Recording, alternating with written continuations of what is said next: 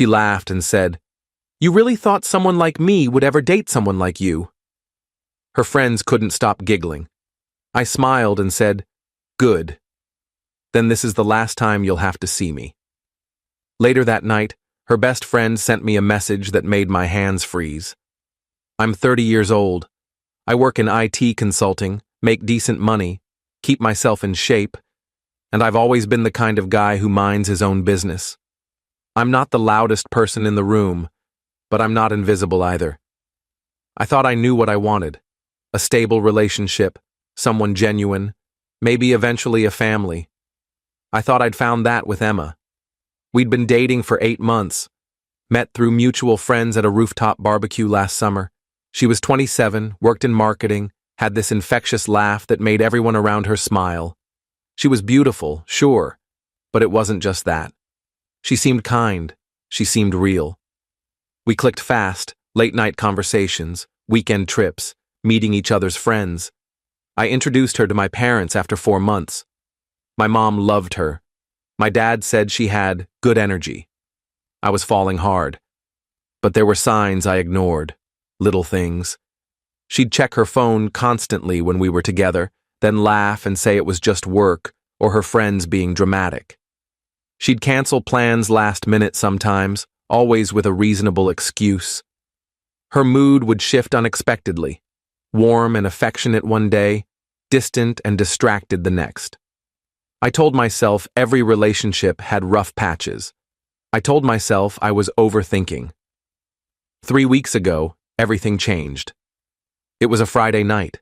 We'd planned to meet at this trendy wine bar downtown that her friends loved.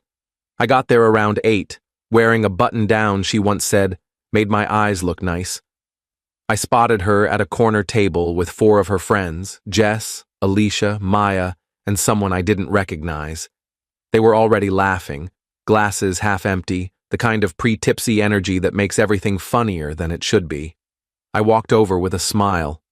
"Hey, sorry I'm a bit late. Traffic was insane." Emma looked up at me, and there was this split second where her expression was blank. Not warm, not welcoming, just blank. Then she glanced at her friends, and Jess smirked. "Oh, he actually showed up," Jess said. I laughed, thinking it was a joke. Of course I showed up. Why wouldn't I? Emma took a long sip of her wine. Then she set the glass down, looked me dead in the eye, and said, "Honestly? I don't know why you keep trying so hard." The table went quiet. Then Maya giggled nervously. "What do you mean?" I asked. Emma leaned back in her chair, arms crossed. "I mean, look at you. Look at us." She gestured around the table. "You really thought someone like me would ever seriously date someone like you?" Her friends couldn't stop giggling. Not loud, obnoxious laughter, just these little snickers, like they were in on some inside joke I wasn't part of. Alicia covered her mouth. Jess stared at her drink, grinning. I stood there for what felt like an eternity. My chest tightened. My face got hot. But I didn't yell. I didn't make a scene. I just smiled. Not a fake smile, but the kind you give when you finally understand something you should have seen coming. "Good," I said. "Then this is the last time you'll have to see me." I turned and walked out. Didn't look back. Didn't wait for a response. I could hear Emma say something behind me, maybe my name, but I kept walking. Got in my car, drove home, sat on my couch in the dark for 2 hours, replaying the whole thing in my head. I didn't cry right away. I was too numb, too confused. 8 months. I'd met her family. I'd helped her move apartments. I'd listened to her cry about her job, her insecurities, her past. And this was how it ended? In front of her friends, like I was some punchline she'd been waiting to deliver? Around midnight, my phone buzzed. A text from a number I didn't recognize. "Hey, this is Alicia, Emma's friend from tonight. I need to talk to you. I'm so sorry about what happened. You didn't deserve that." I stared at the message. Alicia, Emma's friend, the one who'd been sitting right there. I almost deleted it. Almost blocked the number. but something in the tone felt genuine. I typed back, "Why are you texting me?" 3 dots appeared, then, "Because what she did was wrong. And there's more you should know, not to hurt you more, but because you deserve the truth. Can we talk tomorrow?" My hands froze. Update 1: I didn't sleep that night. I kept staring at Alicia's message, reading it over and over. Part of me wanted to ignore it, just block everyone connected to Emma and move on. But I couldn't. The phrase, "there's more you should know," kept echoing in my head. At 2 in the morning, I finally replied, "Fine. Coffee shop on 5th and Main, noon tomorrow." She responded instantly, "I'll be there. Thank you." The next day felt surreal. I went through my morning routine on autopilot. Shower, coffee, staring at my phone, wondering what I was walking into. At 11:30, I drove to the coffee shop. Got there early. Ordered a black coffee I didn't touch. Sat by the window watching people walk by, wondering what the hell I was doing. At exactly noon, Alicia walked in. She looked different from the night before. No makeup, hair in a simple ponytail, wearing jeans and a sweater. She looked tired. She ordered tea at the counter, then sat across from me. "Thanks for meeting me," she said quietly. I didn't say anything, just waited. She took a breath. "Look, I know you probably don't want to hear from any of us ever again. I don't blame you. What happened last night was... I've been thinking about it all night. I couldn't sleep." "Why did she do that?" I asked. My voice came out flatter than I expected. "I don't know," Alicia said. "I mean, I have theories, but I don't really know. Emma's been my friend for 5 years, and sometimes I don't understand her at all." "What did you mean when you said there's more I should know?" Alicia looked down at her cup. "Emma's been going through something. I don't know all the details because she doesn't talk about it, but I know she's been seeing a therapist. Something about commitment issues, self-sabotage patterns. Jess mentioned it a few weeks ago." I felt a knot form in my stomach. "So this was... what? Some kind of test?" "I don't think so. I think she got scared. You were getting serious. You met her parents. She told me once that whenever things get real, she finds a way to destroy them before they can destroy her." Alicia looked up at me. "That doesn't excuse what she did. Nothing excuses that. But I thought you should know it wasn't about you. It was never about you." "It felt pretty personal," I said.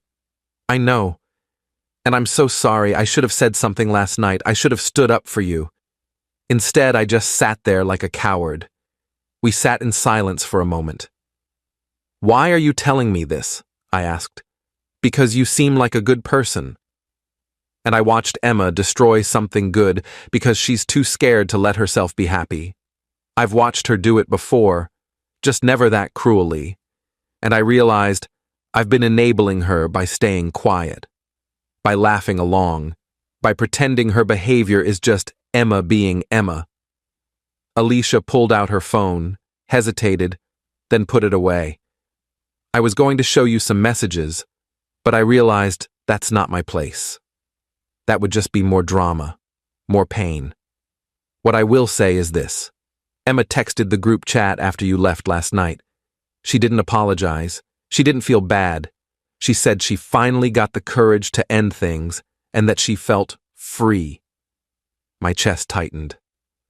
"I left the group chat after that," Alicia continued. "I told Emma this morning that I can't be friends with someone who treats people that way. She called me a traitor. Jess and Maya are mad at me too. But I don't care anymore. I needed you to know that not everyone thought what happened was okay." I looked at this woman I barely knew, who'd risked her friendships to tell me the truth, and I felt something shift. Not better exactly, but less alone. "Thank you," I said, "for telling me. For being honest." "I'm sorry it happened at all," she said. We talked for another 20 minutes. She told me more about Emma's pattern, how she'd done similar things to previous boyfriends, though never quite as publicly. How Jess and Maya encouraged her worst impulses instead of calling her out. How Alicia had stayed friends with them out of habit, out of history, but realized she didn't actually like the people they'd become. When we left, Alicia gave me her number. If you ever need to talk, or if you have questions, reach out. I know I'm probably the last person you want to hear from, but the offer stands. I thanked her again and drove home. That night, I did something I hadn't done in years. I called my older brother, David. Update 2.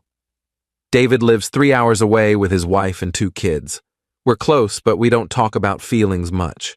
We talk about sports, work, dad jokes.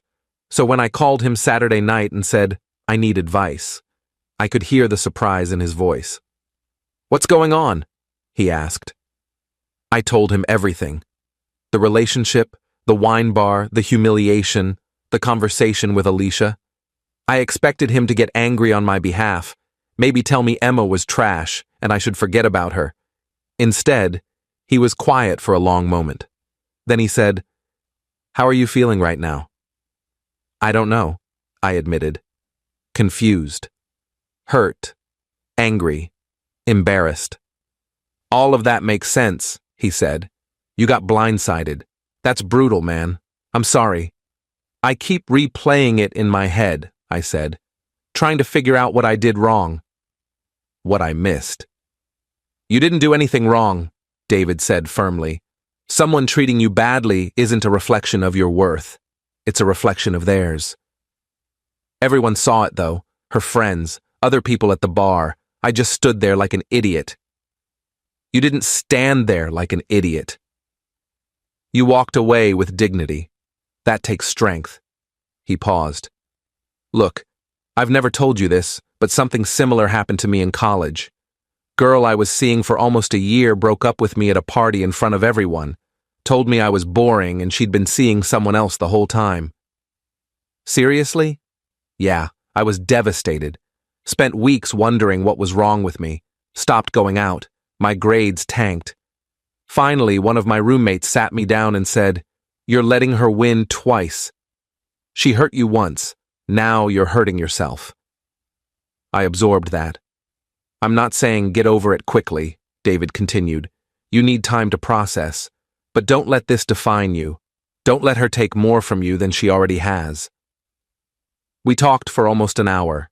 He told me about how he eventually moved past his own heartbreak, how he met his wife 2 years later, how that college relationship taught him what he didn't want.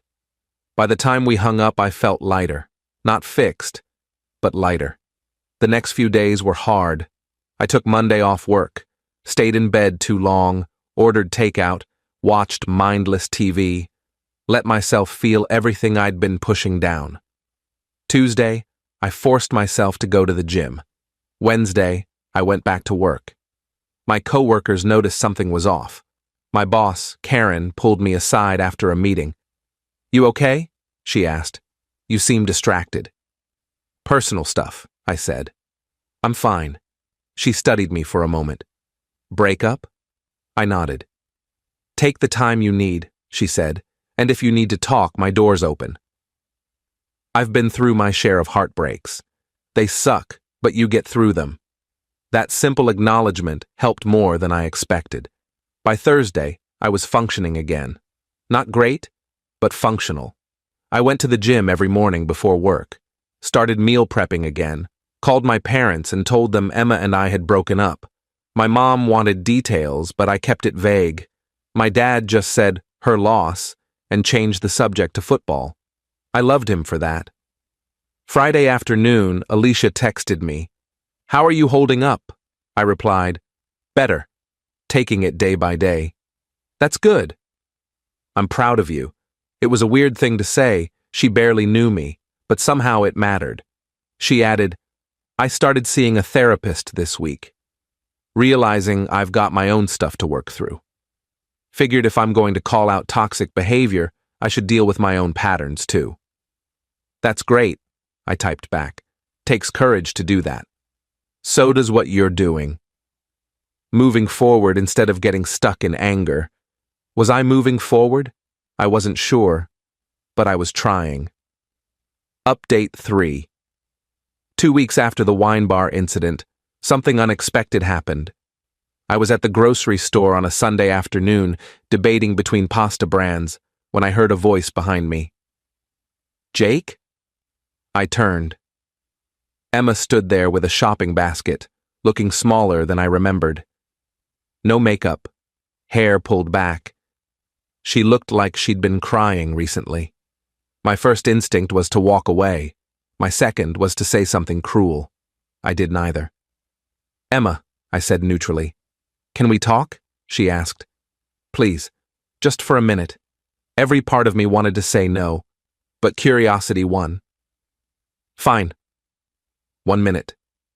We stepped to the side of the aisle. She set her basket down and wrapped her arms around herself. "I'm sorry," she said quietly.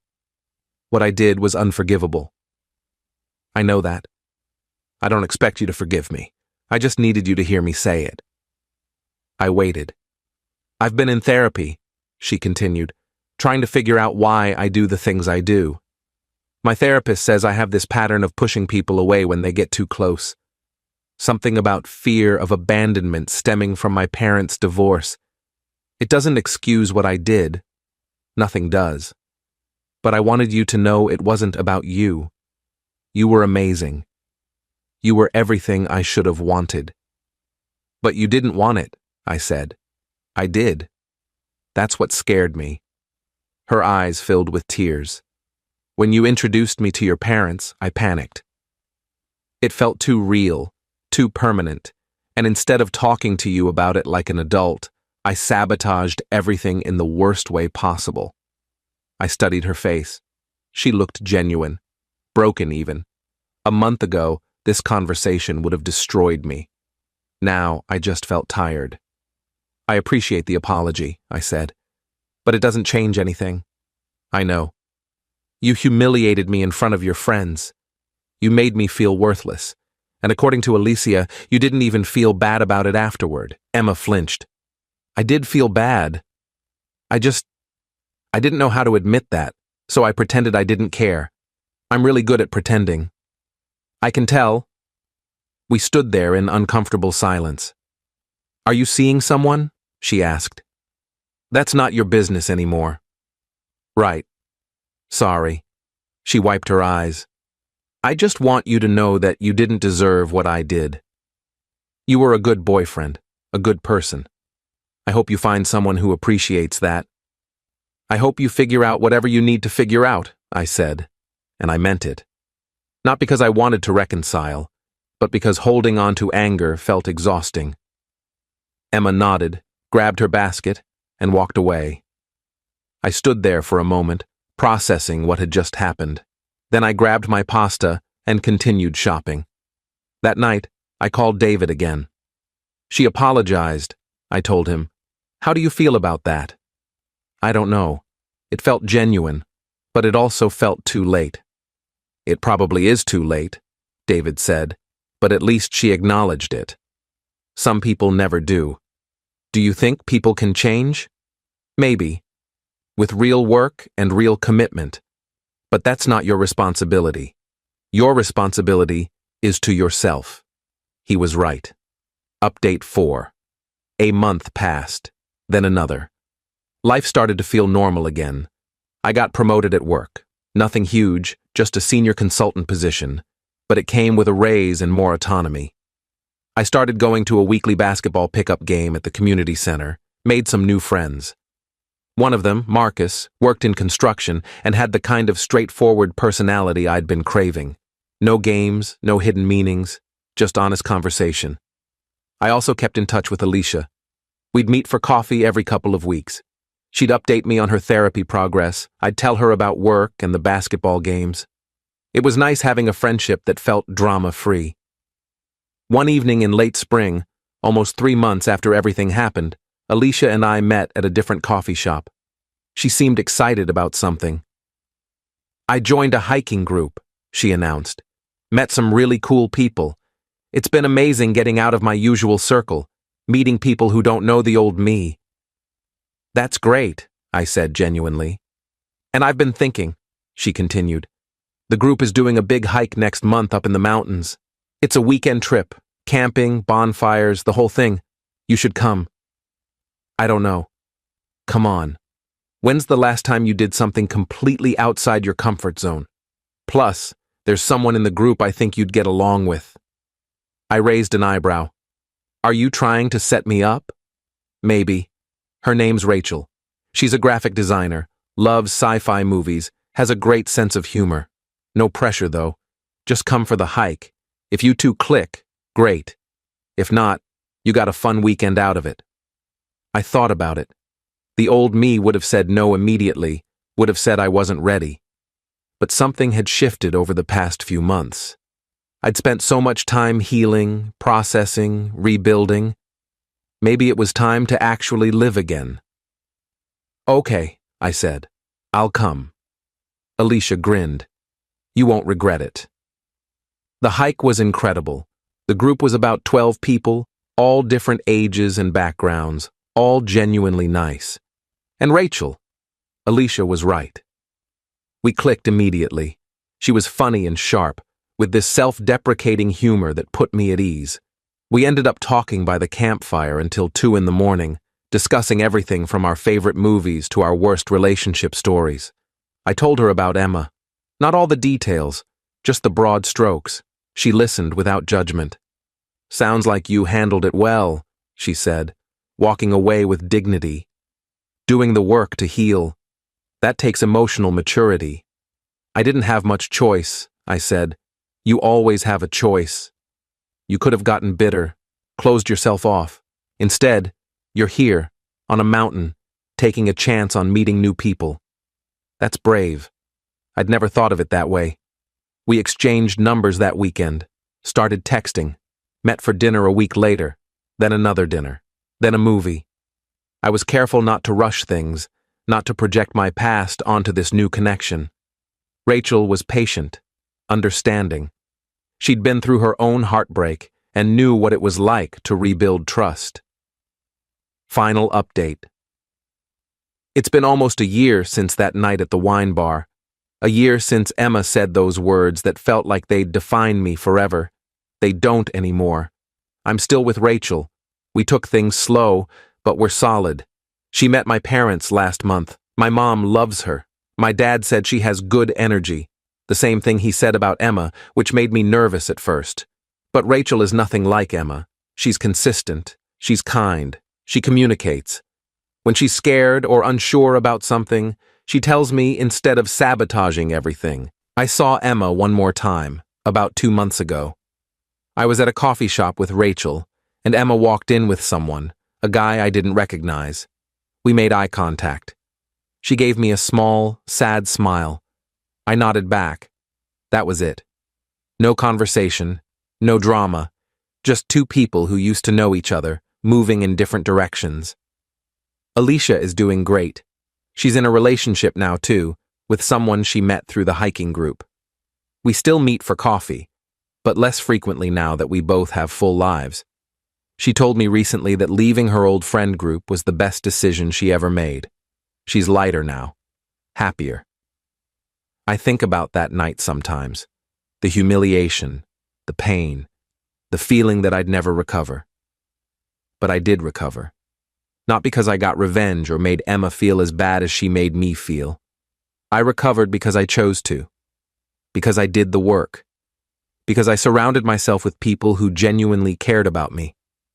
My brother David was right. Emma hurt me once. I didn't let her hurt me twice by staying stuck. I won't pretend it was easy. There were dark days. Days I didn't want to get out of bed. Days I questioned everything about myself. But those days passed. And on the other side was a life I'd built intentionally, with people who valued me. Someone asked me recently if I'd forgiven Emma. I don't know if forgiveness is the right word. I've let go of the anger. I've accepted that what happened says more about where she was in her life than anything about my worth. I hope she's doing better. I hope her therapy helped. But whether it did or not isn't my concern anymore. I'm focused on my own life now, on Rachel, on my career, on the friendships I've built, on being the kind of person I'm proud to be. That night at the wine bar taught me something important. How someone treats you in your worst moment tells you everything you need to know. Emma showed me exactly who she was, and I showed myself that I could survive it, learn from it, and build something better. That's not revenge. That's growth. Edit 1. Someone asked if I ever found out why Emma acted the way she did at the wine bar specifically. Honestly, I'll never fully know. My best guess, based on what Alicia said and Emma's own admission, is that she panicked about how serious things were getting and chose the nuclear option. Some people break up quietly. She chose chaos. That's on her, not me. Edit 2. A few people mentioned that Alicia sounds like a great person for reaching out. She really is. Not many people would risk their friendships to do the right thing. I'm grateful she did. Our friendship has been one of the unexpected good things that came from all of this. Edit 3. For anyone going through something similar, give yourself time. Don't rush the healing process. Talk to people you trust. Consider therapy if you need it. Focus on rebuilding your self-worth. And know that how someone treats you isn't a reflection of your value. You're going to be okay, I promise.